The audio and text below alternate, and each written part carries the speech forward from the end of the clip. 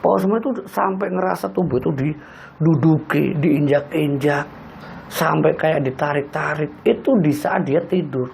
Dan itu sosoknya masih sama, cuman wajahnya itu serem. Bukan secantik yang dulu dia ditemui ketika membakar dupa, yang ikuti sarannya dia. Wajahnya serem, ngeri. A'udzubillahiminasyaitonirrajim. Bismillahirrahmanirrahim. Assalamualaikum warahmatullahi wabarakatuh. Alhamdulillah, jumpa kembali di channel Segudang Kisah. Semoga semua sahabat channel Segudang Kisah dimanapun Anda berada, yang ada di luar negeri, di Nusantara, dari Sabang sampai Merauke, semoga senantiasa selalu dalam lindungan Allah Subhanahu wa taala, diturahkan segala keberkahan yang masih walafiat, dilancarkan rezekinya, dipanjang umurnya, dan dimudahkan dalam segala urusan. Amin amin ya robbal alamin. Untuk kesempatan kali ini di channel Segudang Kisah akan menyajikan sebuah kisah misteri yang tentunya untuk kalian semua sahabat channel Segudang Kisah.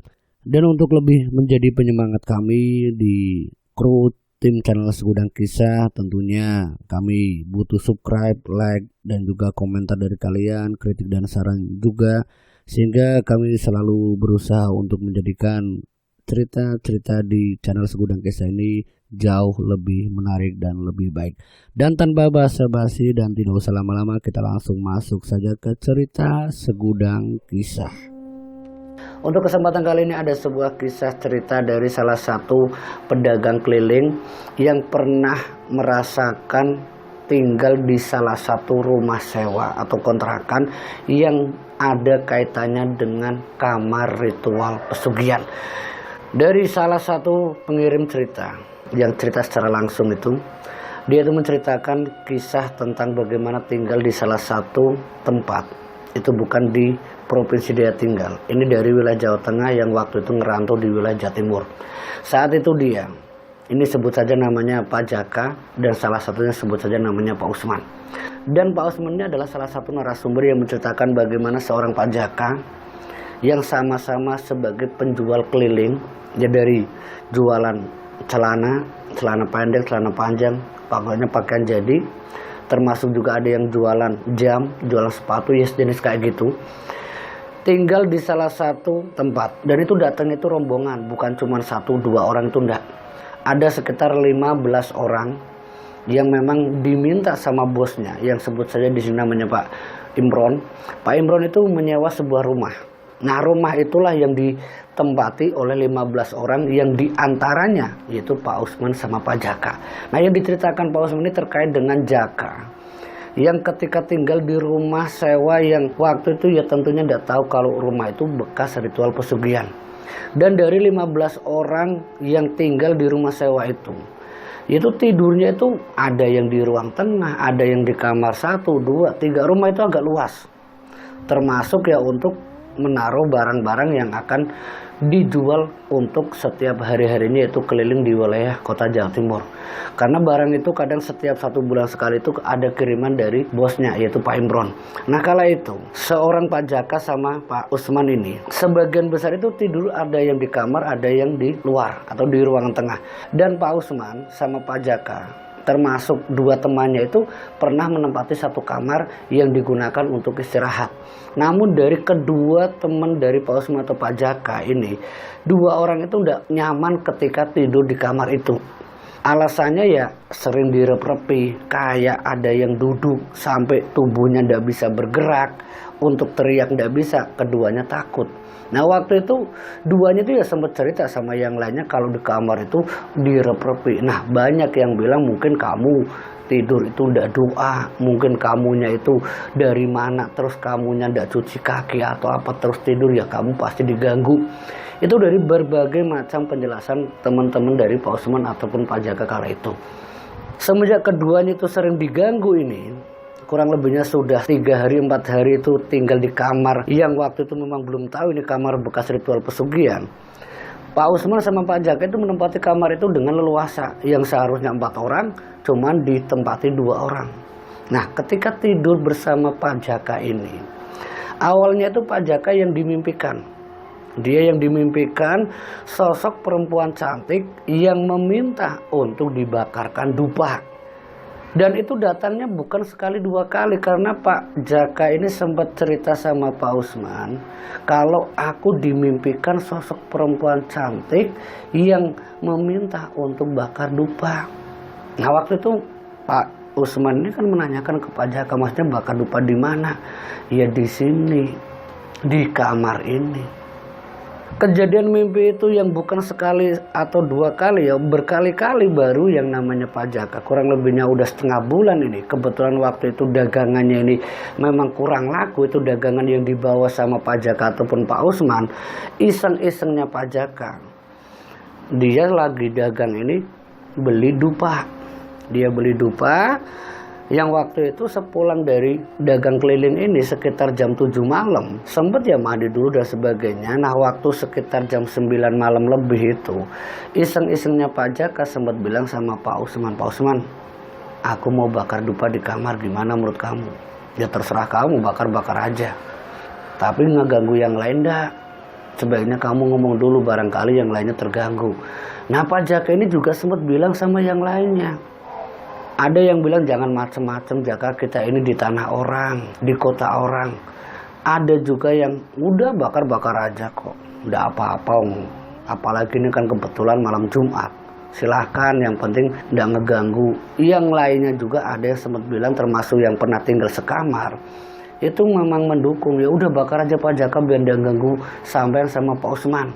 Dan Pak Jaka yang mendengar semuanya, dia akhirnya dupa itu benar-benar dibakar. Tepatnya ya jam 10 malam dibakar 2 dupa sekaligus. Dan menaruhnya juga itu sembarangan, cuman pakai bungkus rokok ditusuk-tusuk kayak gitu.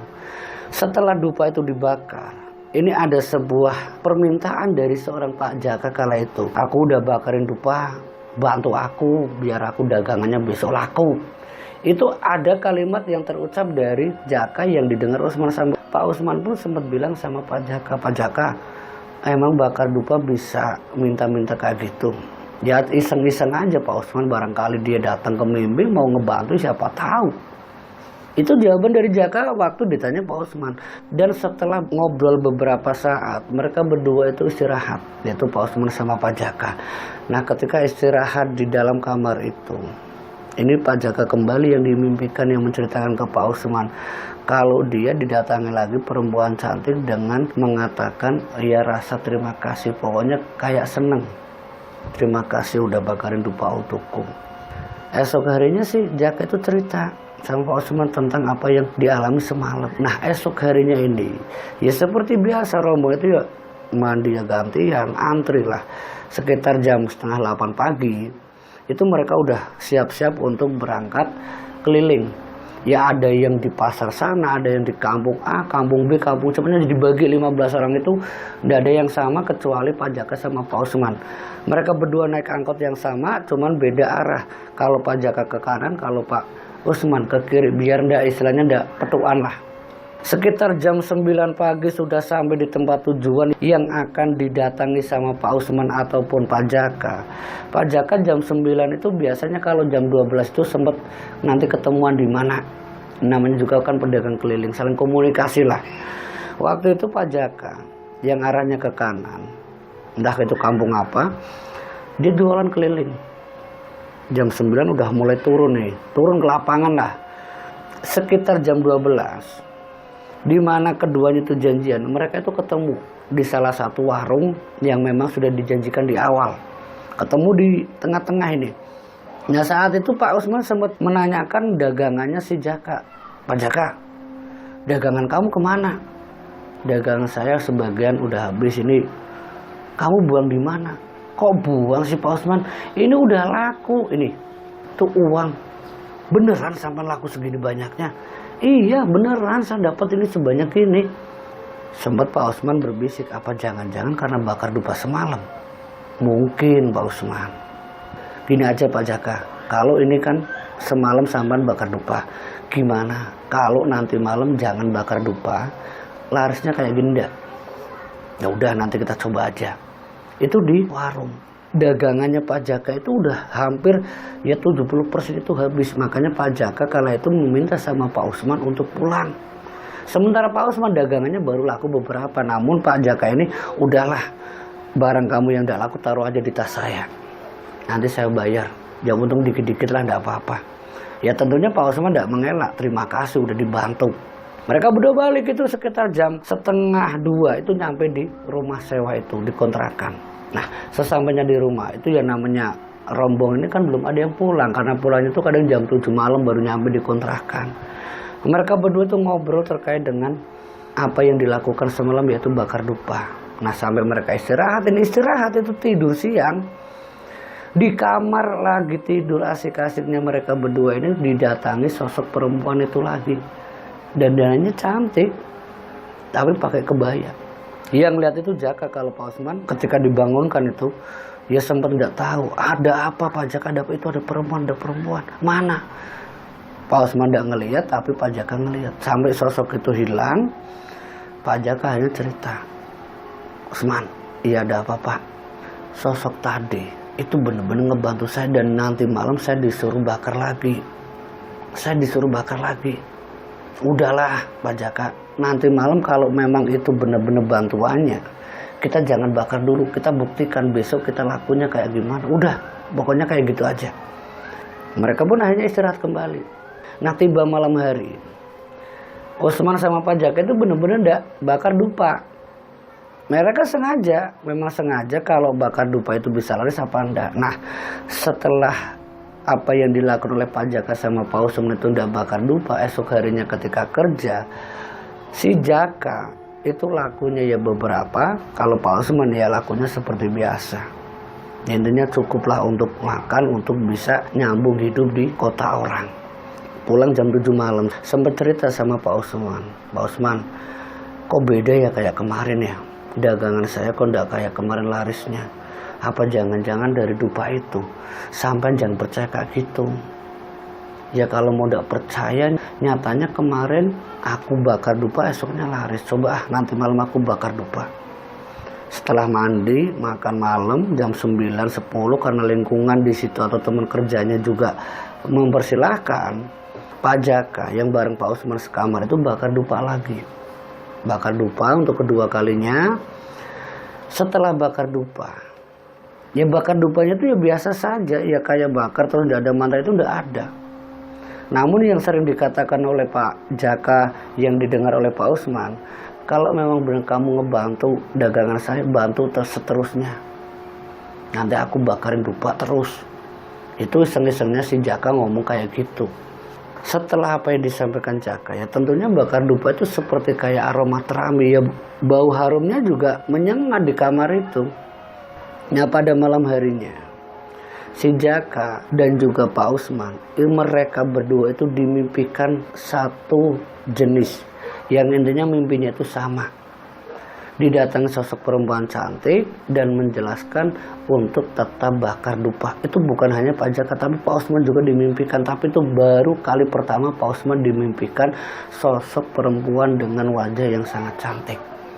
Dengan mimpi yang didatangi keduanya tadi, esok harinya mereka akan kembali kerja.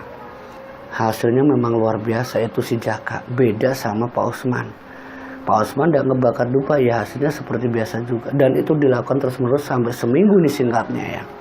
Bakar dupa itu udah berhenti. Yang disaksikan oleh Usman dan juga teman-teman yang lainnya, si Jaka itu barangnya bisa dikatakan ya sampai barang teman-teman itu ya salah satunya Usman itu dijual lewat Jaka. Jadi Pak Jaka itu sudah kehabisan stok, karena untuk nunggu kiriman dari sang bos itu biasanya sebulan sekali. Karena memang ya mungkin sudah kebiasaan dari bosnya itu ngirimnya barang yang akan dijual itu sebulan sekali. Namun belum ada 1 bulan, kisarannya 20 harian lebih itu si Jaka udah kehabisan barang. Dia paling laris lah kala itu, yang sempat membuat yang lainnya pun iri. Gimana caranya? Apa lokasinya atau apa? Apa orang di situ tuh mudah ngebeli atau apa? Itu sempat diikuti sama teman-teman yang lainnya, namun nyatanya ya semuanya tetap sama. Intinya yang dilakukan oleh teman-temannya Jaka ya dagangannya itu lakunya ya laku wajar. Beda dengan Jaka. Setelah beberapa waktu dagangan bisa dikatakan semuanya itu laris lewat Jaka. Sampai kurang beberapa hari yang bosnya biasanya ngirim barang di rumah itu, di rumah sewa ya, itu udah habis kurang lebihnya 5 hari sebelumnya. Sampai ya beberapa orang kepercayaannya si bos itu nelpon terus, bos barangnya udah habis, ini udah laris. Bos itu udah percaya, apa benar dagang sebanyak itu udah habis? Iya pak, ini dibantu sama Jaka. Jaka itu ngebawa, tiap dia bawa itu pokoknya ya laris terus. Itu yang diceritakan ke bosnya lewat orang kepercayaan dari Pak Imron. Sampai Pak Imron saking gak percayanya ya, dia ketika ngirim barang itu datang. Pak Imron itu datang menanyakan ke Jaka, apa benar kamu Jaka, dagangan kamu laris terus? Iya pak. Ya udah, nanti bapak ikut kemana pak? Panas pak, capek pak, jalan kaki loh pak. Udah ndak apa-apa. Nah waktu kedatangannya si bos, malam harinya itu si Jaka masih ngebakar dupa. Sementara Pak Usman itu temannya Jaka ya memang hanya menyaksikan apa yang dilakukan oleh Jaka. Ketika malam hari bakar dupa, esok harinya itu pas lagi ada bosnya ya bersama Pak Imron naik angkot, turun jam 9 pagi di salah satu desa tertentu, langsung keliling. Keliling ini belum beberapa meter jalan ya, mungkin belum ada 100 meter. Itu ketika si Jaka itu dia nawarin barangnya, itu ibu-ibu sekitar itu kayak manggilin si Jaka. Mas ini mas, lihat mas barangnya mas, lihat dulu mas barangnya. Ada yang ngeborong 5, ada yang beli 3. Intinya satu tempat yang diduduki oleh Jaka, yang disaksikan oleh Pak Imron kala itu. Hasilnya luar biasa. Baru sekali jalan, dagangannya bisa dikatakan ya mungkin udah 20% laku. Masih jalan lagi, baru beberapa langkah, mungkin tepatnya ya mungkin sekitar 200 meteran lagi ya. Dia jalan kaki, sembari tawar menawar ini itu dan sebagainya. Di sana ada yang manggil Pak Jaka lagi. Dan singkatnya ini ya, jam 11 siang, 2 jam. Dagangan itu bisa dikatakan ya laku. Dan lakunya itu ya gampang. Nawar berapa, lepas, nawar berapa, udah lebih, lepas. Intinya tidak ada kata rugi, yang ada kata untung. Ini yang dialami oleh Pak Jaka, yang diceritakan sendiri sama Jaka ke Usman yang bersama bosnya itu Imron. Nah waktu itu Pak Imron juga cerita sama yang lainnya, tuh anak buahnya ini yang jumlahnya 15 termasuk ya Pak Usman ini. Ini lihat nih contoh orang ini yang bakal sukses. Itu dielok-elokan si Jaka. Karena yang ngebuktiin sendiri kalau Jaka ini memang lihai dalam jual beli, dalam ngerayu ya agar pembeli ini bisa mau beli.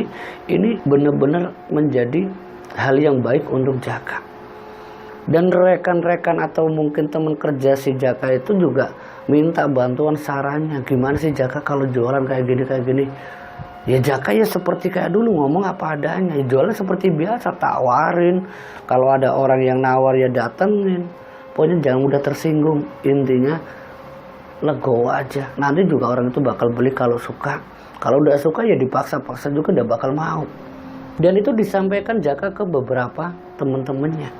Dan setelah 1 bulan, yang waktu itu bosnya itu sempat 2-3 hari nemenin Jaka, itu ngerasa memang ada yang janggal. Nah waktu itu Pak Imron ini lewat Pak Usman itu menanyakan, Usman, iya Pak Imron, sebenarnya kamu tahu enggak apa yang dilakukan oleh Jaka? Apa Jaka dari kampung, dia sebelum jualan itu datang ke orang pintar? Enggak pak, wong dia sama saya di sini juga waktu pertama kali datang juga enggak pakai hal-hal yang bersifat dukun atau apa pak? Enggak pak. Nah terus ini saya ngerasa ada yang janggal. Kok dagangannya itu enggak pernah sepi? Tiap kali dia bawa laku terus. Mungkin ada yang aneh di sini. Pak Usman cerita, iya pak, memang si Jaka itu selalu bakar dupa pak. Bakar dupa di mana? Ya di kamar pak. Beneran? Iya pak, itu tiap malam. Soalnya gini pak, kalau misalkan Jaka itu ndak bakar dupa, ya esok harinya itu dagangannya ya cuma lakunya beberapa. Tapi kalau dia bakar dupa, esok harinya pasti habis. Makanya dia selalu bakar dupa. Oh jadi itu yang dilakukan oleh Jaka. Ya sudah, nanti bapak itu bosnya ya mau ngecek apa yang dikatakan Usman. Nah pada malam kedua bosnya itu ada di rumah sewa.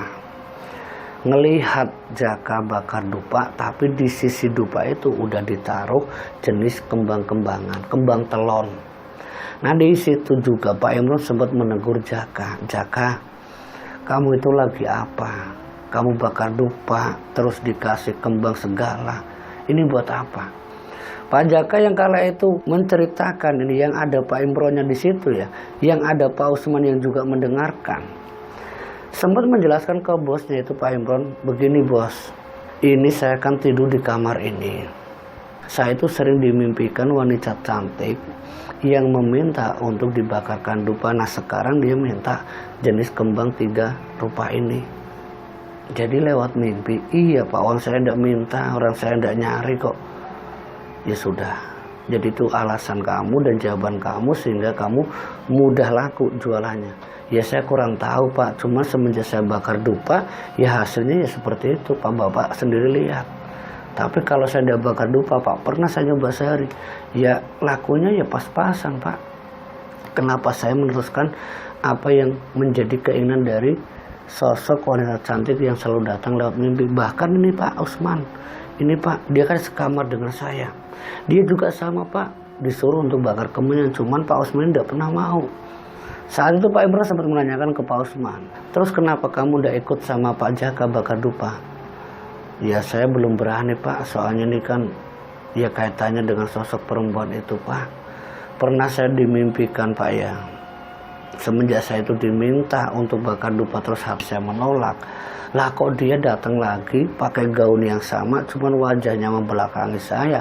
Nah ketika nengok Pak, itu wajah anak saya. Astagfirullahaladzim, maksudnya gimana Pak Usman? Ya itu wajah anak saya Pak. Nah saya pikirnya udah tidak macam-macam Pak, kalau aku dibantu nanti anakku meninggal gimana. Maka dari itu Pak, saya tidak pernah mau ikut-ikutan seperti apa yang dilakukan oleh Jaka ini. Yang benar Pak Usman sampai dimimpikan kayak gitu. Tidak mungkin saya membohongi sampean Pak Jaka, Pak Imron. Beneran itu mimpi saya, dan saya makanya tidak pernah mau diajak sampean untuk ini itu dan sebagainya, terutama bakar dupa. Itu alasan dari Pak Usman. Namun tidak bagi Pak Jaka, dia masih tetap bakar dupa. Nah sejak kejadian yang dialami oleh Pak Jaka dengan kesuksesan setelah bakar dupa ini, Pak Jaka ini yang seorang pedagang keliling yang awalnya itu buruh jual dari Pak Imron, dengan keuntungan yang sangat melimpah kala itu, Pak Jaka ini sempat ia bilang sama Pak Imron, Pak Imron, ini kalau saya ambil barang dari sampean, ya saya tetap bayarnya itu ya kayak sampean jual ke orang, tapi ya saya dikit lah Pak, biar saya bisa jual. Nah Pak Imron ini ngebantu Pak Jaka, ya udah gini aja Pak Jaka, sampean ndak usah ngambil untung dari saya, bayar aja semodalnya, hitung-hitungan ya saya bantu sampean. Kalau sukses ya alhamdulillah untuk sampean. Saya lebih seneng kalau anak buah saya itu ada yang maju. Itu dari Pak Imron. Sampai Pak Usman yang mendengar kala itu menjadi penyemangat dia bagaimana caranya agar tidak buru jual saja, pengen punya dagangan sendiri. Karena dengan dagangan sendiri tentunya keuntungannya jauh lebih baik. Itu yang didengar Pak Usman dan itu menjadi impiannya Pak Usman.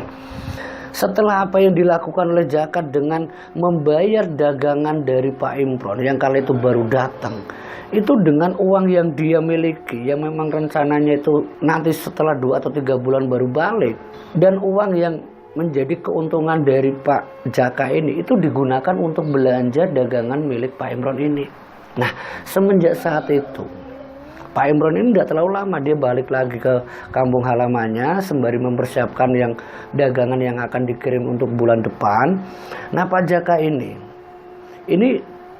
dengan apa yang dilakukan dia yang selalu bakar dupa tiap malam, dagangannya itu dalam kurun waktu 1 minggu udah habis. Sempat ngebel Pak Imron, Pak Imron ini gimana nih dagangan saya udah habis, saya boleh ndak ngebeli dagangan yang ada di tempat sampean yang masih sama pekerjanya sampean? Ya silahkan, ndak apa-apa, nanti saya kirim lagi. beli itu di teman-temannya ya dengan keuntungan lah, biar temannya itu tidak rugi. Yang tadinya misalkan untuk 5.000 ya dikasih 2.000 rupiah itu per barang. Jadi teman-temannya Pak Jaka masih tetap dapat untung, ya termasuk Pak Usman yang juga dibeli sama Pak Jaka yang kala itu cuma satu persatu. Yang awal itu ya Pak Usman dulu. Pak Usman, punya sampean tak bayar ya, ini kan dagangannya Pak Imron. Ya silahkan, hitung-hitung saya tidak jualan, yang penting saya dapat untung dikit, cuman saya tidak capek. Dibeli sama Pak Jaka. Nah waktu itu Pak Usman ikut sama Pak Jaka karena hampir semua dagangan yang dibawa oleh Pak Usman itu dibeli semua sama Pak Jaka. Itu udah miliknya Pak Jaka. Hari dimana Pak Usman ikut Pak Jaka itu membuktikan sendiri. Nggak butuh waktu 1 hari, jam 2 siang dagangannya habis. Itu luar biasa itu Jaka. Dagangan selama yang dipegang atau yang dijual keliling sama Pak Usman itu butuh seminggu baru habis ya. Dijual sama Pak Jaka cuman sehari. Ini luar biasa. Yang tentunya bagi Pak Usman kala itu sempat kepingin juga. Ya kepingin ikut-ikutan sama Pak Jaka bakar dupa. Namun kembali lagi dia teringat kalau nanti dia ikut-ikutan, sosok yang menyerupai anaknya itu ini nyata atau enggak. Ini dalam pikirannya Pak Usman kala itu. Sampai apa yang terjadi sama Pak Jaka kala itu. Dia sukses dengan luar biasanya. Sampai yang namanya Pak Jaka bisa dikatakan kalau dia penjual keliling yang sangat sukses. Sampai dia bisa ya kerjasama sama Pak Imron. Dagangannya yang seharusnya untuk karyawannya semuanya dibeli sama Pak Jaka. Jadi Pak Imron itu dapat keuntungan walaupun tidak sebanyak sebelumnya, namun bagi Pak Imron itu juga ada keuntungan lebih. Jadi dagangan yang dibeli sama Pak Jaka itu bisa dikatakan untuk kiriman 1 bulan sudah mampu dibeli sama Pak Jaka. Namun Pak Jaka itu waktu itu masih jual sendiri. Sementara dagangan yang dikirimkan Pak Imron untuk karyawannya yang jumlahnya 14 ya, karena sudah kurang 1 tadi Jaka. Dagangannya ini perbandingannya itu dikeroyok 14 sama 1 sebulan, dagangannya Pak Jaka jauh lebih mudah dijual daripada dagangan yang dimiliki Pak Imron. Orang satu ngejual habis, sementara dagangnya Pak Imron yang dijual 14, penjualnya atau anak buahnya itu ya sama-sama habis, cuman kan harus 14 orang. Kalau Pak Jaka sendiri ini makin sukses. Tepat setelah 3 bulan ya kesuksesannya seorang Pak Jaka itu bisa dibilang luar biasa. Yang tadinya buruh jual sekarang dia jadi bos.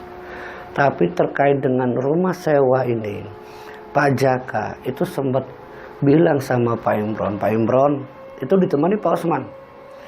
Itu rumah sewa itu biar saya yang nyewa, sampai ndak usah bayar sewanya, saya yang bayar. Ya ndak bisa kayak gitu dong Pak Jaka, itu kan termasuk anak buah saya di situ. Udah apa-apa, itu tanggung jawab saya. Saya terima kasih banyak karena rumah yang disewa jenengan itu ini menjadikan keberkahan saya, keberuntungan saya. Itu dari Jaka. Waktu itu Pak Imron ya antara percaya atau tidak dengan Jaka, tapi itu memang kenyataan Jaka itu udah sukses. Dan rumah sewa ini memang dibayar semua sama Jaka. Itu yang diketahui sama Pak Usman. Dia sukses, dia balik lagi di situ dan tidak meninggalkan yang namanya bakar dupa.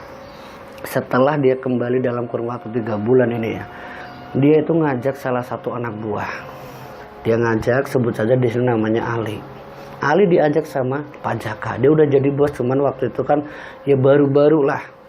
Dagangan yang dijual Ali itu dengan mudah, beda dengan Pak Usman yang ikut sama Pak Imron. Ali yang ikut sama Pak Jaka itu kok gampang larisnya, sampai ada yang iri. Ini coba-coba kayak Pak Usman juga ikut ngebawa dagangannya Pak Jaka.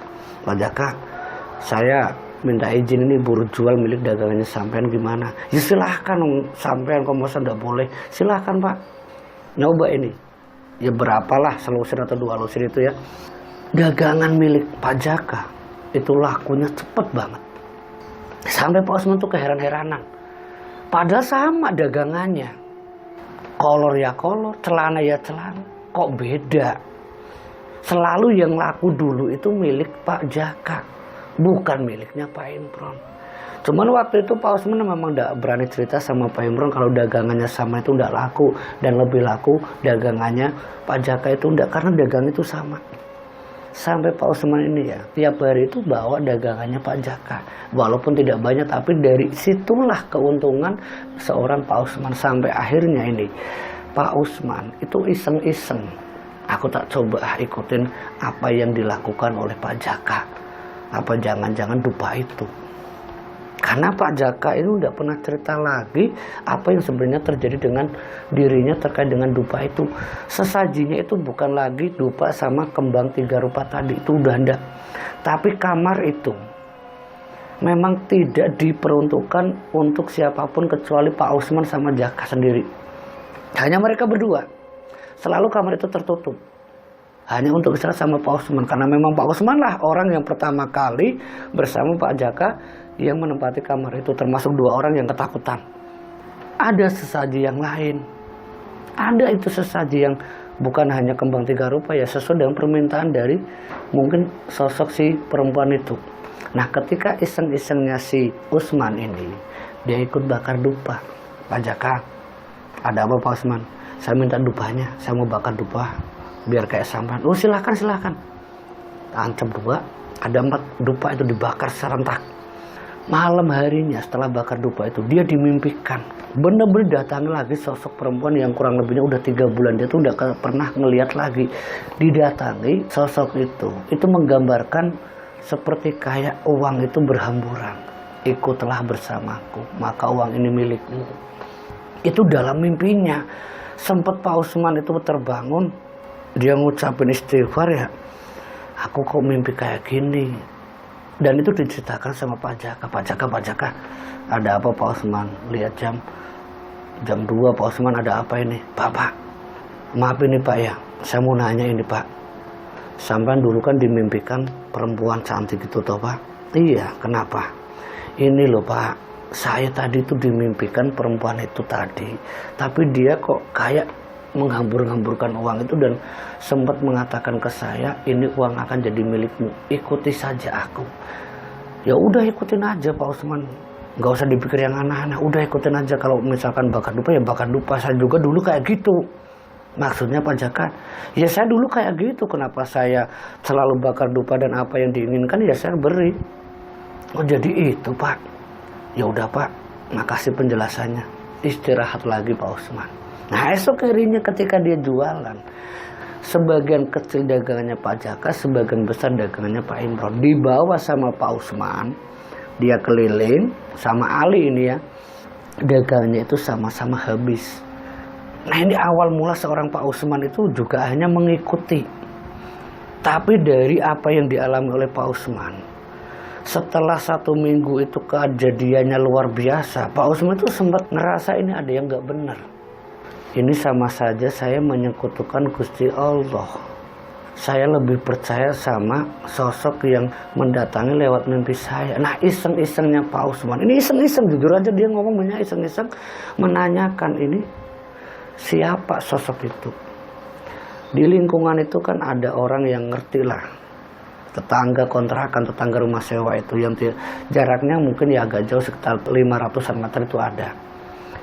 Cerita sama orang itu, ya seorang praktisi lah, ahli kebatinan, menanyakan tentang sosok itu. Dijelaskan, Pak, jenengan tinggal di rumah itu, ditemui sama sosok perempuan itu yang namanya sosok siluman atau jin atau apapun.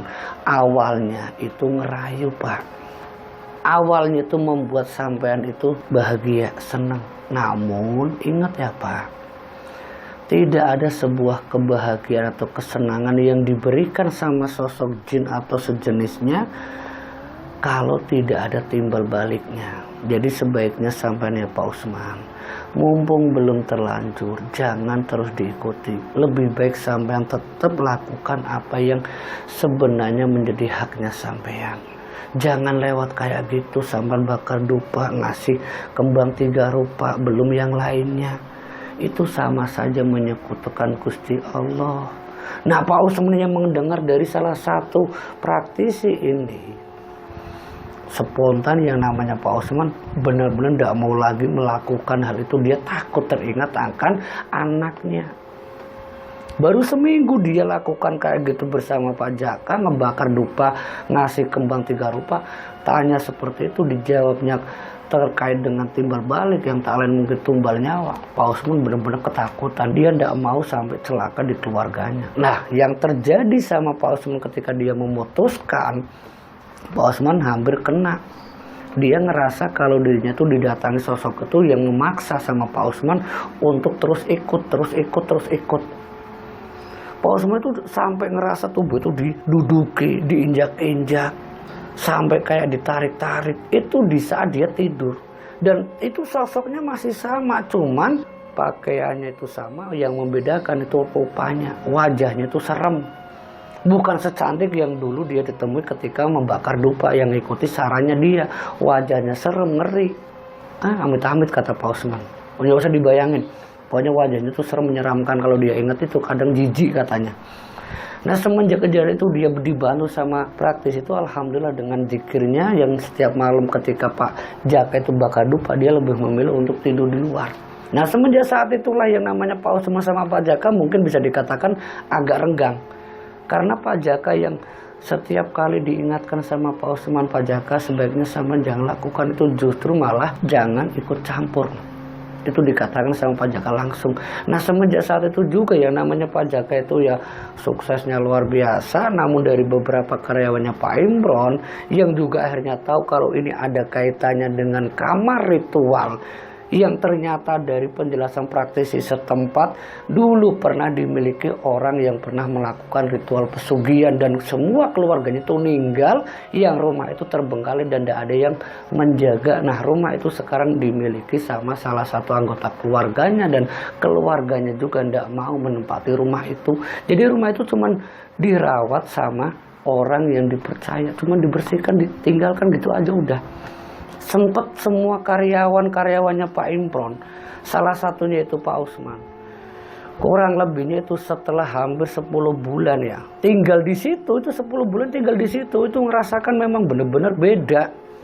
Sempat semuanya itu lebih memilih untuk tidak melanjutkan di rumah itu dan cerita sama Pak Imron untuk milih rumah sewa yang lain. Namun beda dengan Pak Jaka. Pak Jaka tetap menempati rumah itu dan rencananya mau ngebeli. Dan benar apa yang diduga oleh Pak Osman, rumah itu akhirnya dibeli sama Pak Jaka. Tepat 10 bulan semenjak dia buru jual sampai jadi bos yang luar biasa. Udah punya mobil, rumahnya direnovasi, dagangannya berlimpah. Luar biasa lah seorang Pak Jaka ketika dia selalu menyajikan sesaji-sesaji untuk sosok yang membantu dia usaha. Dan tepat 10 bulan yang seluruh karyawan dari Pak Imron yang salah satunya itu Pak Osman meminta sama Pak Imron untuk pindah dari rumah yang sudah dimiliki Pak Jaka. Pak Imron pun menyetujui untuk nyewa rumah yang lain. Saat itu yang namanya karyawan buru jual, pedagang keliling ini ya, Pak Osman dan yang lainnya itu kan biasanya pulang 3 bulan sekali. Sewaktu pindah ini mereka sempat balik dulu ke kampung menceritakan apa yang dialami oleh Pak Jaka ini. Jadi Pak Imron itu tahu, bosnya Pak Osman itu tahu apa yang terjadi sama Pak Jaka kalau dia itu udah seperti kayak pelaku ritual. Itu memang udah diketahui secara khalayak umum termasuk para buru jual pedagang keliling yang tak lain karyawan dari Pak Imron. Salah satunya Pak Osman tadi. Kurang lebihnya 2 bulan dengan rumah sewa yang lain. Pak Imron itu nelpon, tepatnya 2 bulan setelahnya ya. Pak Imron nelpon sama Pak Osman termasuk yang lainnya suruh pulang kampung. Dan waktu itu ya dagangnya itu masih banyak, intinya masih ada 1 bulan lagi yang stoknya itu masih ada untuk ya jualan. Tapi kenapa Pak Imron itu tiba-tiba nelpon dan meminta seluruhnya pulang, ada apa ini? Sama sekali tidak ada yang tahu. Seluruh rombongan dari 14 karyawan dari Pak Imron ini balik ke kampung halaman, yang biaya itu semuanya ditanggung sama Pak Imron, ternyata diminta untuk melayat salah satu anaknya Pak Jaka. Nah, ketika anak Jaka ini meninggal, rumor di kampung ini ya, tempat tinggalnya itu udah jauh dari Pak Imron, Pak Jaka dan yang lainnya itu ya masih satu kampung. Rumor terkait dengan anak yang meninggal itu anaknya Pak Jaka, itu dari istrinya itu ia menceritakan semua bagaimana kejadian anak itu meninggal. Dari dia yang ketakutan secara tidak wajar sampai bilang bapaknya, ampun pak, ini anaknya itu usianya sudah sekitar 12 tahun, udah kelas 6 SD. Itu anak itu ketika malam hari, tepatnya seminggu sebelum meninggal ini anaknya Pak Jaka, itu diceritakan lewat istrinya, langsung istrinya itu Pak Jaka, yang kala itu memang sempat dibantu orang sekitar untuk menyelamatkan hanya Pak Jaka, namun yang memang mungkin sudah menjadi perjanjian dari Pak Jaka. Karena dari beberapa orang-orang yang ngebantu istrinya Pak Jaka kala itu, yang dimana Pak Jaka itu ada di Jawa Timur ya, Pak Impron, yang lainnya, para ahli kebatinan ketika ngebantu anaknya Pak Jaka itu katanya susahnya minta ampun. Ada sosok yang mengawasi dan sudah menjanjikan ke orang tuanya yang talent Pak Jaka kalau anak ini akan menjadi syaratnya. Nah ini yang membuat Pak Jaka itu hanya benar-benar diketahui kalau dia adalah pelaku pesugihan. Padahal dari istrinya ini yang bilang, ya bapak atau Pak Jaka itu tidak pernah datang ke Kuncen atau ke tempat pesugihan, itu tidak pernah. Memang tidak pernah. Tapi dari apa yang diketahui Pak Usman, Pak Imron, termasuk 14 pekerja yang lain, yang salah satunya Pak Usman ini mengetahui ada sesuatu yang dikerjakan sama Pak Jaka yang seperti ritual pesugihan. Memang Pak Jaka tidak datang ke dukun atau kemana, namun di kamar itu, di rumah sewa yang dulu miliknya Pak Imron, dari apa yang diinformasikan Pak Usman dan yang lainnya, yang mengatakan secara gamblang ke istrinya dan keluarga besarnya kalau Pak Jaka menempati rumah itu dan ngebeli rumah itu ada kaitannya dengan kamar bekas ritual pesugihan sebelumnya. Dan saat itu ada Pak Jaka. Nah Pak Jaka pun akhirnya menyadari bahwa kematian anaknya ini tak lepas dari apa yang diberikan oleh sesembahannya, sosok perempuan cantik yang sudah membuat Pak Jaka jadi orang sukses di kampung itu.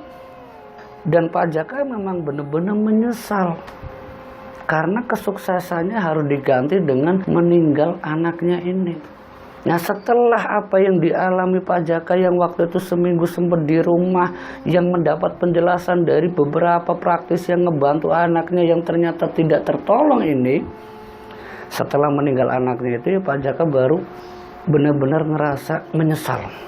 Dan setelah apa yang dialami oleh Pak Jaka dengan penyesalannya, rumah yang pernah dimiliki oleh Pak Jaka yang terkait dengan kamar ritual pesugihan itu memang dibiarkan kosong, dan bahkan meminta kembali ke orang yang dulu ngerawat untuk ngerawat rumah itu, dan kalau ada yang ngebeli silahkan dibeli. Itu sempat diserahkan kembali sama perawat sebelumnya yang waktu itu sudah atas nama Pak Jaka, karena memang rumah itu miliknya Pak Jaka. Setelah kejadian yang dialami anaknya dengan rumah yang sudah dijual dan tidak diurus ini ya, dengan rumah yang sudah tidak diurus, yang ingin dijual, namun yang terjadi sama Pak Jaka, sosok itu masih menteror Pak Jaka, sampai Pak Jaka cerita sama Pak Usman, Pak Usman ini gimana ini Pak Usman, anakku udah meninggal tapi dia masih datang dan memintaku untuk kembali ritual di rumah, udah harus di sana, ini gimana? Sampai akhirnya namanya Pak Usman dan yang lainnya ya, lewat beberapa orang-orang yang mungkin ahli kebatinan dari para kiai, para praktisi, ngebantu Pak Jaka untuk kembali sadar, untuk kembali ke jalan yang benar, agar jangan sampai apa yang pernah dialami salah satu anaknya Pak Jaka menimpa keluarga yang lain, yang mungkin adik-adiknya atau kakak-kakaknya dari anak yang meninggal ini. Karena dari anaknya Pak Jaka itu ada 4 bersaudara dan yang meninggal itu anak kedua. Ini yang membuat Pak Jaka itu khawatir kalau ada korban berikutnya. Dan alhamdulillahnya ya Pak Jaka dalam kurun waktu mungkin beberapa bulan yang memang tidak mudah seorang Pak Jaka itu untuk kembali ke jalan yang benar, itu tidak mudah. Namun kembali lagi dengan usahanya Pak Jaka untuk sadar sepenuhnya ya, karena memang dia bukan pelaku yang sejatinya pelaku pesugihan, hanya bakar dupa yang sesuai dengan perintah dari sosok itu yang dia tidak menginginkan. Ya alhamdulillah bisa terlepas dari apa yang dulu pernah dilakukan oleh Pak Jaka. Ini yang terjadi sama Pak Jaka dalam kurun waktu 4 bulan setelah anak itu meninggal. Sosok itu udah tidak menteror kembali, namun rumah yang pernah dimiliki oleh Pak Jaka, sosok itu masih ada di sana, dikembalikan lagi ke tempat asalnya. Dan saran dari para praktisi Ya orang-orang yang ngerti tentang kebatinan sama Pak Jaka sempat bilang rumah itu dihancurkan saja, dirobohkan dan kalau bisa diwakafkan. Ya untuk tempat ibadah atau apa. Dan Pak Jaka pun tanpa pikir panjang, yang saat itu datang ke wilayah Jawa Timur, satu rombongan itu pakai mobil, ada sekitar 7 orang yang termasuk salah satunya Pak Usman bersama para praktisi, selamatan dulu di sana ngaji 40 hari sebelum rumah itu dirobohkan. Dan alhamdulillahnya sosok itu, walau alam bisawab, kata praktisi itu sudah kembali ke tempat asalnya. Dan rumah itu pun akhirnya diratakan, yang secara langsung oleh Pak Jaka dan yang lainnya itu menyerahkan ke pihak kelurahan untuk digunakan tempat ibadah. Sertifikat itu diserahkan, terserah mau dibuat apa Pak, saya tidak merasa memiliki rumah ini. Mau dibuat apa silakan, yang penting digunakan hal-hal yang bermanfaat. Itu Pak Jaka sama beberapa praktisi yang disaksikan langsung sama Pak Usman. Setelah apa yang terjadi dengan Pak Jaka yang terkait dengan rumah yang sudah diratakan, terus Pak Jaka yang juga sudah kembali ke jalan yang benar, alhamdulillah semuanya kembali normal. Walaupun secara tidak langsung ya apa yang pernah dimiliki oleh Pak Jaka ini ya harus sedikit demi sedikit itu pun sedikit berkurang. Namun karena tekad dan tekunnya seorang Pak Jaka yang memang dasarnya itu atau basicnya penjual keliling, ya dia rela jualan lagi walaupun dia sudah dianggap orang sukses. Dia udah jadi bos tapi dia tidak pernah merasa jadi bos, dia tetap ikut kerja dengan karyawannya, yang sehingga ya suksesnya itu tidak pernah berhenti. Itu Pak Jaka. Dan sampai detik ini ya dia masih jadi bos, alhamdulillah, kata Pak Usman. Dan Pak Usman ya salah satu orang yang dipercaya oleh Pak Jaka. Itulah sebuah kisah dari seorang Pak Usman yang salah satu temannya ini yang sudah jadi bos tapi pernah melakukan ritual pesugihan yang tanpa sengaja. Semoga dari kisah ini kita bisa ambil hikmah dan pelajarannya.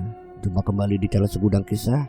Wassalamualaikum warahmatullahi wabarakatuh.